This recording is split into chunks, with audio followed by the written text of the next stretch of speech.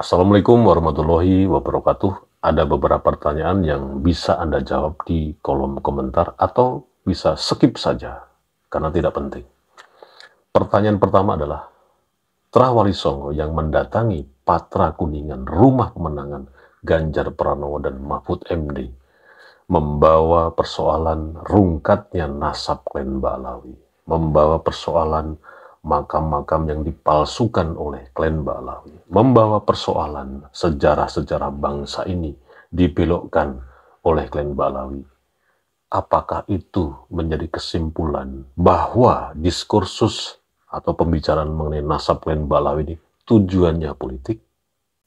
Yang kedua, kelompok klan Ba'alawi atau para habaib yang ada di Indonesia ini yang mengklaim kelompoknya mempunyai nasab tersambung kepada Dzurriyyat Rasulullah per 5 tahun sekali melakukan deal-deal tertentu, melakukan negosiasi tertentu kepada capres-cawapres tertentu. Itu bukan tujuan politik? Silahkan jawab kedua pertanyaan ini, atau skip saja kalau memang dipandang tidak penting. Politik tidak mengenal benar atau salah. Politik hanya mengenal satu aja, kepentingan. Klan Ba'alawi atau para habaib yang di Indonesia ini tentu saja sudah mempunyai pengalaman, track record yang sangat luar biasa di bidang politik. Bahkan sebelum adanya polemik tentang nasab klan Ba'alawi, sebelum adanya tesis Kiai Jemaatuddin. Jadi kalau sekarang justru dibalik, Gus Fuad Pleret, Kiai Jemaatuddin dan lainnya datang ke Patra Kuningan menemui Ganjar Pranowo, kemudian mengajukan persoalan-persoalan yang saya sebut di awal tadi sebagai tujuan politik. Ini menjadi aneh sebetulnya. Dan awam atau netizen itu juga, saya yakin, tidak semuanya percaya dengan framing yang digelontorkan oleh klan Ba'alawi bahwa Gus Fuad, Kiai Jemaatuddin dan lainnya itu tujuannya adalah politik. Saya yakin sekali. Tapi menurut survei bahwa bangsa ini itu menggampang sekali dibodohi. Apalagi yang membodohi adalah kelompok yang selama ini dipercayai sebagai keturunan Nabi Muhammad SAW. Dan ini baru pembahasannya setahun. Ini sebetulnya persoalan di sini. Kalau kita tanya, klan Ba'alawi di mana dalam pilpres ini? Ya di mana-mana. Saya tidak akan sebutkan di mana.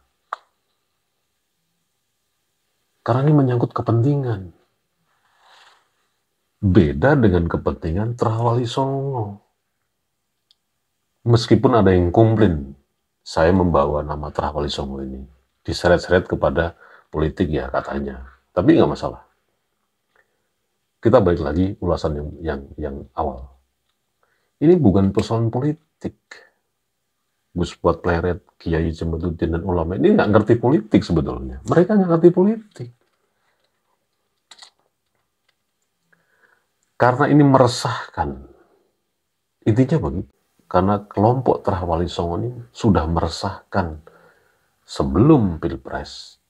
Apalagi pilpres ketahuan datang ke Patra Kuningan Ganjar Pranowo Mahfud MD.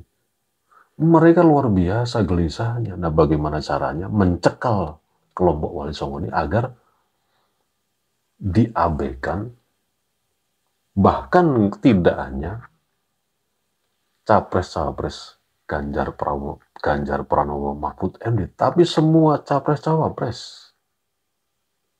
Kalau ada yang bertanya, lu 01 kan banyak sekali. Soal 01 no comment.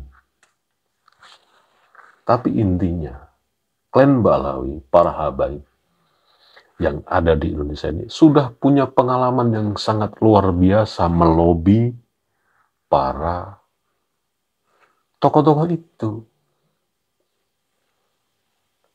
Tra Wali Songo siapa di sini? Gus Fuad Pleret, Kiai Jemaatuddin, Tubagus Moki, Gus Paki. Beliau-beliau nggak mengerti soal politik, karena memang tujuannya bukan ke politik. Tujuannya ini, solusinya gimana, bos? Dan yang dipandang lebih nasionalis itu, dari sekian capres itu, hanya Ganjar Pranowo dan Mahfud MD. Intinya kan begitu. Yang dipandang nasionalis, dipandang idealisme, yang terus konsisten bahwa NKRI ini harga mati. Hanya kedua orang tersebut. Makanya datang ke Patra Kuningan kemarin. Kalaupun ada deal tertentu, kalaupun ada kesepakatan tertentu, kalaupun ada negosiasi tertentu yang menyangkut dukung-mendukung, itu hanya akibat saja. Bukan tujuan Trawali Songo yang kesana itu. Meskipun, saya ulang lagi, ada yang komplain, saya membawa Trawali Songo menyeret-nyeret ke masalah politik. Tapi ya, sudahlah. Pemahaman kita harus ke sana sebetulnya. Dan kita harus melihat juga sesuatu yang berbanding terbalik gitu loh. Gimana kalau para ba'alawi? Gimana kalau para habaib mengenai kontestasi pilpres ini? Ya mereka sudah pengalaman. Per 5 tahun berapa rezim yang mereka lewati selama ini? Pembahasan nasab baru setahun loh. Apalagi nyemplung ke dunia politik.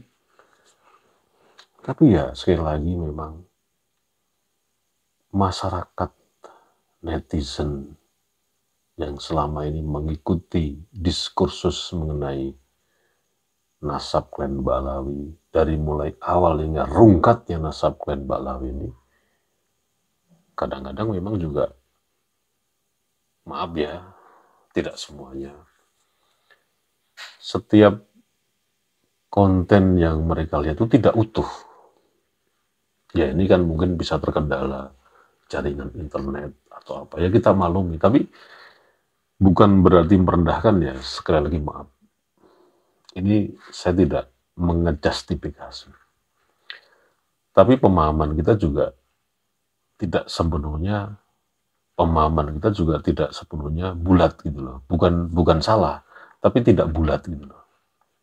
Jadi memahaminya ya hanya sepotong-sepotong. Hanya cut to cut yang tidak ada kolerasinya, apalagi akselerasinya itu tidak ada. Jumping terus. Makanya kesimpulannya juga error gitu loh. Kemudian banyak juga para netizen yang berkomentar di AW Kertapati channel ini, sudahlah, pembahasan nasab ini sebaiknya lebih serius lagi setelah Pilpres. Sebaiknya jangan dibawalah masalah nasab ini ke politik. Loh, yang bawa ke politik juga siapa? Kecuali Gus Pleret, Kiai Jimaduddin. Itu punya pengalaman politik. Itu punya pengalaman bagaimana melobi seorang birokrasi. Punya pengalaman lah, seperti klan Ba'alawi. Kita lihat rekodnya, ada nggak? Gus Pleret, Kiai Jimaduddin, Tubagus Mogi, Gus Pakih, dan para ulama yang lainnya yang sepemahaman ini mempunyai track record pengalaman politik nggak? Kalaupun ada yang mencalonkan sebagai caleg, lah dia kan bukan politikus. Artinya bukan kader salah satu partai. Gitu loh.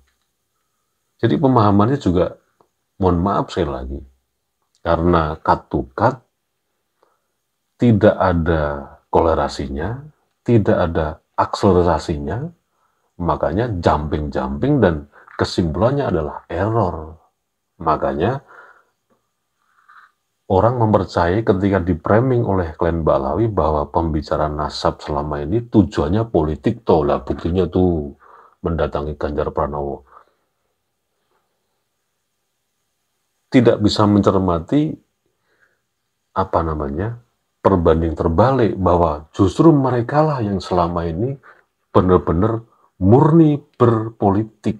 Dengan apa? Dengan nasabnya.